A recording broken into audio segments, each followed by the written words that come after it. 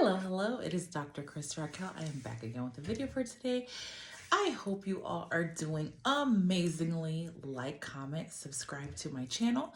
You can also send me an email at askkrystalracquel@gmail.com if you have any questions that you would love to see me answer on a YouTube video. So today's day 7 of our 21 days of change, and we are focused on getting into our word, specifically the book of Proverbs.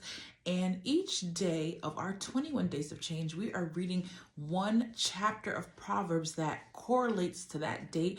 And I mentioned previously we are going to go all the way through 31 because we need to talk about the Proverbs 31 woman, but our 21 days of change is from the 1st through the 21st. So let's get into day 7.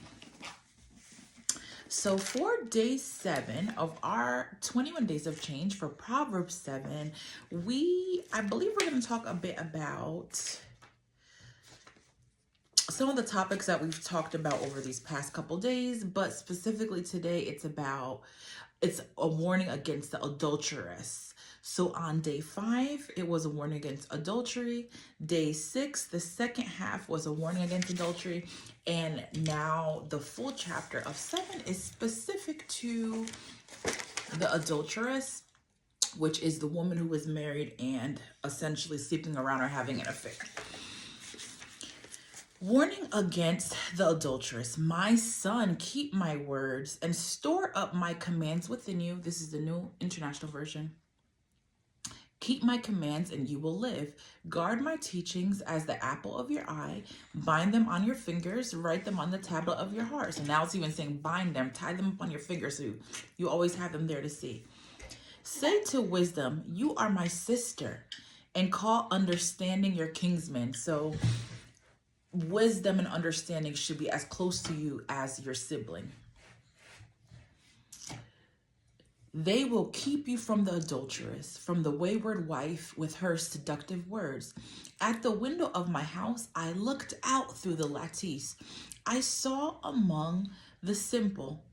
I noticed among the young men a youth who lacked judgment. It's so important to have good judgment. He was going down the street near her corner, walking along in the direction of her home, direction of her house, at twilight, as the day was fading, as the dark of night set in. So this was like around 6 p.m. Around that time, when the light there's almost no light outside from the sun. The sun is going down. Like about 6 p.m., I would say. Then out came a woman to meet him, dressed like a prostitute and with crafty intent. She is loud and defiant. Her feet never stay at home. Now in the street, now in the squares, at every corner she lurks. She took hold of him and kissed him. And with a brazen face, she said, so imagine how she's dressed. She's dressed very seductively. She opened her doors and people can see. This is what she said to him. I have fellowship offerings at home. And the footnotes say that it means peace offering. So she's offering him something. So offering something so they can have peace and connect. I have fellowship offerings at home. Today I fulfilled my vows. So I came out to meet you. I looked for you and I have found you. I have covered my bed. So she's laid out her nice sheets on her bed. Very ornate. I have covered my bed with colored linens from Egypt. I have perfumed my bed with myrrh, aloes, and cinnamon. So these are all these different spices. So the bed is smelling good. It's adorned. Come, let's drink deep of love till morning. Let's enjoy ourselves with love. My husband's not at home. He has gone on a long journey. He took his purse filled with money and will not be home till full moon. So she's saying he has all his things with him, so it's going to be a while until he comes back.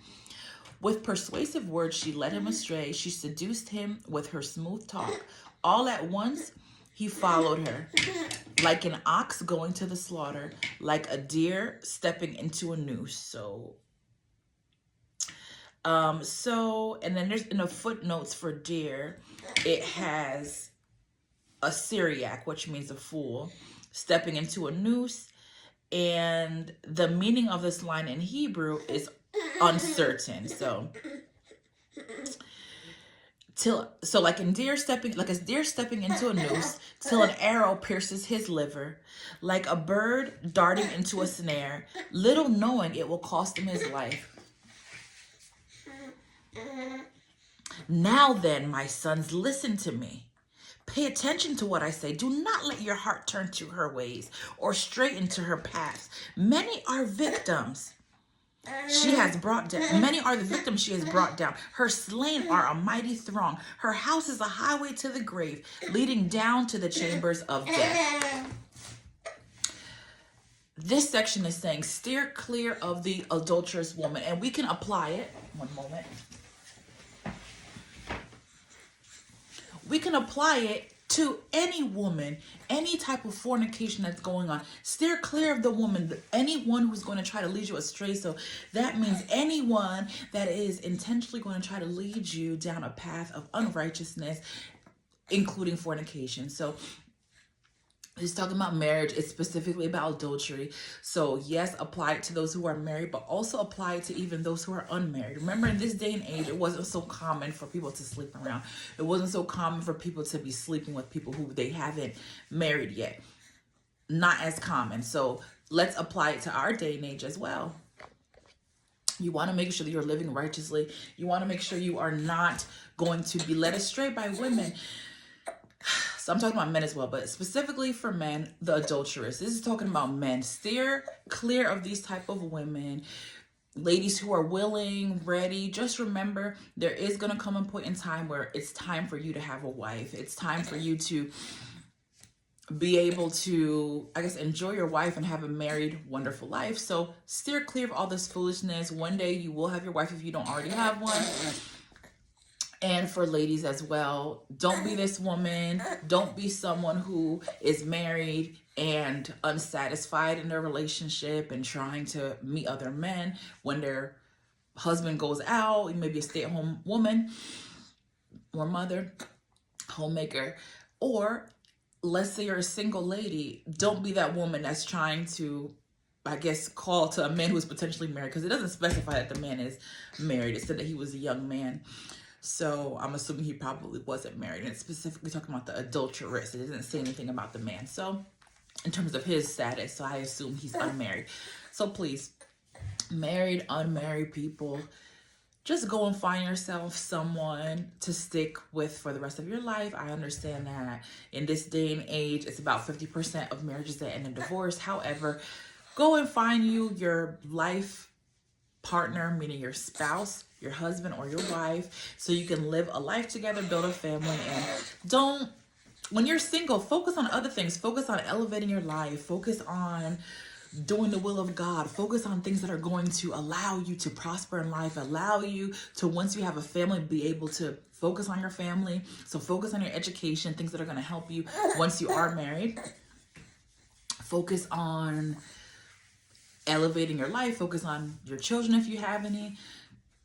For that, for the most part, honestly, like the whole idea of, you know, sex outside of marriage and all those things, just think of it as, okay, this is something that is going to be reserved for my wife or for my spouse. I mean, for my husband.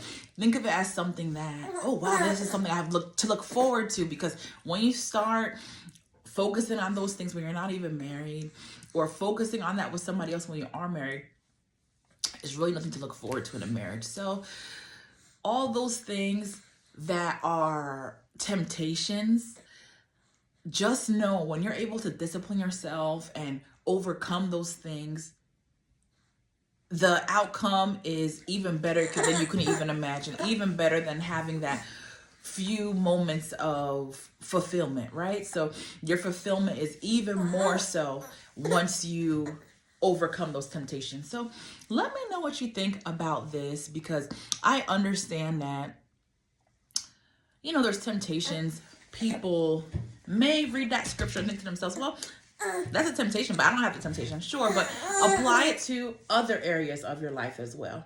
Apply it to, I guess, other things that you may struggle with, right? This is talking about wisdom. It's saying keep these things dear to your heart. It's saying remember these things. Keep it so close to you as if it was your brother or your sister. That's how close this understanding and wisdom has to be. You have to have good judgment to be able to do well in life. Let me know what you think below. Have a blessed day. Bye.